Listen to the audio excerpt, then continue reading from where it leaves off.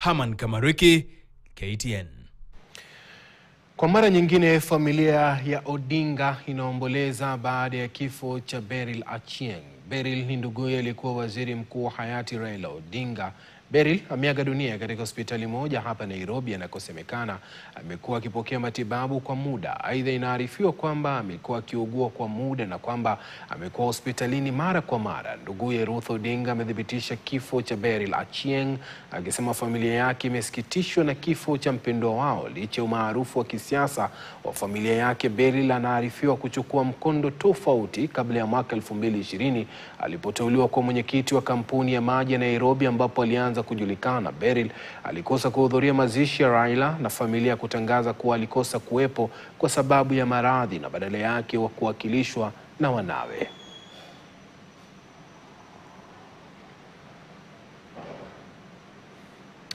Tuelekee Mirema. Mwanaume mwenye umri wa miaka 32 ameripotiwa